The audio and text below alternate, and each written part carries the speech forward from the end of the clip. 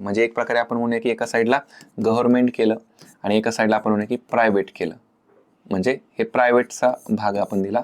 तर प्रायव्हेट काय करणार आहे, तर एखादी गोष्ट बांधणारे, ऑपरेट करणारे आणि एक प्रकारे ट्रान्सफर करणारे. म्हणजे आपण उदाहरण घेऊया, एखादा समजा रस्ता बांधायचा आहे, ठीक आहे, रस्ता बांधायचा आहे, तर तो रस्ता बांधत असताना गव्हर्नमेंटने काय द्यायचं आहे, आता ह्या मॉडेलनुसार आपण बघूया की एखादा प्लॅन द्यायचा आहे. काय प्लॅन द्यायचा आहे की असा असा आम्हाला रस्ता बांधायचा आहे, एवढ्या किलोमीटरचा आहे, एवढ्या लेनचा वगैरे रस्ता पाहिजे.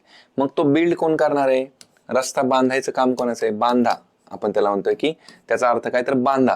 कोणी बांधायचा, प्रायव्हेटने. समजा अदानीने रस्ता बांधायचा, मग त्यांनी तो रस्ता बांधायचा. मग रस्ता बांधवण्यासाठी त्यांनी पैसा स्वतःचाच लावायचा. इन्व्हेस्टमेंट कोणाची असणार आहे, या प्रायव्हेटची असणार आहे. मालक इथं कोण आहे, सध्या गव्हर्नमेंट आहे. गव्हर्नमेंट फक्त काय म्हणते की हा असा असा रस्ता आम्हाला बांधून पाहिजे, हे धरा प्लॅन आणि तुम्ही बांधा. म्हणजे एक प्रकारे काय, तर अदानीने रस्ता बांधायचा, ऑपरेट करायचा. आता ऑपरेट का करायचा, वापरायचा का, कारण का स्वतः पैसा लावलाय. मग पैसा रिकव्हर करायचा, कशातनं रिकव्हर करायचा, तर आपण जे काही टोल भरतो, आपण टोल नाके, तर ते टोल ऑपरेटिंग मधून तो पैसा रिकव्हर करायचा.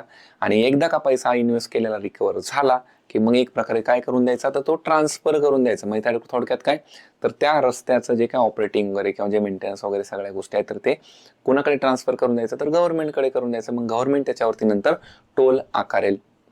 सो एक प्रकारे हे जे मॉडेल आहे, तर थोडक्यात काय, तर स्वतःचा जो खर्च आहे, म्हणजे एक प्रकारे सगळा जो खर्च आहे, तर तो कोण करणार आहे, तर ती कंपनी करणार आहे. आणि ते कंपनी खर्च करून एक प्रकारे काय करणार आहे, तर तो प्रोजेक्ट पूर्ण करणार आहे. आणि तो मग नंतर त्याच्यामध्ये स्वतःची रिकव्हरी झाली की मग तो ट्रान्सफर गव्हर्नमेंटकडे करतो, म्हणून त्याला आपण बीओटी म्हणतो. सो सगळ्यात महत्त्वाचा याचा फायदा काय आपल्याला, अगेन क्वेश्चनमध्ये फायदे वगैरे विचारले, तर सगळ्यात इम्पॉर्टंट फायदा काय, की जो इनिशियल आर्थिक भार आहे, कारण का सगळा पैसा जो इन्व्हेस्टमेंट करणार तर कोण करणार, ती प्रायव्हेट कंपनी करणार. त्यामुळे गव्हर्नमेंटचा कॅपिटल एक्सपेंडिचर कमी होतं. कारण का रस्ता बांधकाम म्हणजे काय, तर कॅपिटल इन्व्हेस्टमेंट आहे ना, कारण का तो लॉंग टर्म मध्ये चालणार आहे. सो ती कॅपिटल इन्व्हेस्टमेंट एक प्रकारे गव्हर्नमेंटचा खर्च कमी होतो. आणि त्याच्या माध्यमातून महत्वाचा फायदा काय, अगेन जो प्रायव्हेट सेक्टर आहे, तर प्रायव्हेट सेक्टरची जी कार्यक्षमता आहे, कार्यक्षमता चांगल्यापैकी वापरता येऊ शकते. कारण का प्रायव्हेट सेक्टरकडे मनुष्यबळ असतं, त्यांच्याकडे टेक्नॉलॉजी असते, ते वेळेत पूर्ण करू शकतात. त्यामुळे हा प्रोजेक्ट लवकर पूर्ण होऊ शकतो. हा महत्वाचा फायदा आहे. आणि याच्याबद्दलच आपल्याला लिहायचं की गव्हर्नमेंटचा रोल याच्यामधला खर्चाच्या बाबतीतला कमी आहे, एक प्रकारे ऑपरेटिंग मधला तो कमी आपल्याला पाहायला मिळतो. आता याच्यानंतर जर आपण बघितलं की नेक्स्ट त्याचा तोटा जर बघितला, तर त्या तोट्यावरती सुद्धा आपल्याला लिहावं लागलं. आपण जे निगेटिव्ह म्हणलं की हे निगेटिव्ह आपल्याला इम्पॉर्टंट आहेत, ते सांगावे लागतील.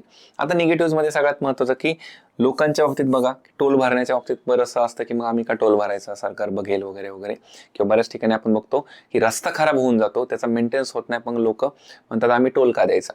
सो अशाही गोष्टी असतात. जर समजा टोलचा रेट पण जास्त असेल तर त्या बाबतीत सुद्धा लोकांचा विरोध होतो. सो अशा केसमध्ये होऊ शकतं. त्याचबरोबर समजा जर प्रकल्पाला टाइम लागलाच, अगेन टाइम लागला तर काय होईल की एकतर लोकांचा परत नाराजी आहे, लोकांचा रोष किंवा विरोध सरकारला तो सामोरं जावं लागेल त्याला. त्याचबरोबर कंपनी जी इन्व्हेस्टमेंट करते तर तिला पण तोटा होऊ शकतो. त्यामुळे बीओटी मॉडेलचा जर तोटा म्हणलं तर सगळ्यात महत्त्वाचा, प्रकल्प लेट झाला तर सरकारला त्याला जाब द्यावा लागेल, एक प्रकारे कंपनीला लॉस होऊ शकतो. आणि त्याचबरोबर जरी समजा तो वेळेत जरी प्रकल्प आला आणि त्याच्यामध्ये टोलची जी किंमत आहे, तर ती टोलची किंमत सुद्धा चुकवण्यामध्ये लोकांना जास्त पेमेंट करावं लागतं किंवा तो खर्च करावा लागतो. त्यामुळे एक प्रकारे हा जो आहे, तर फायनान्सिंगची सुद्धा एक प्रकारे याच्यामधून रिस्क आपल्याला बघायला मिळते. किंवा याच्या माध्यमातून जर आपण बघितलं की साधारणपणे ह्याचे जे तोटे वगैरे जे आहेत, तर हे तोटे सुद्धा विचारात घेणं प्रायोरिटीने गरजेचं आहे. म्हणजे याच्यानुसार आपल्याला म्हणजे इतर मॉडेलचा पण लेखाजोखा बघता येऊ शकतो त्यामधून.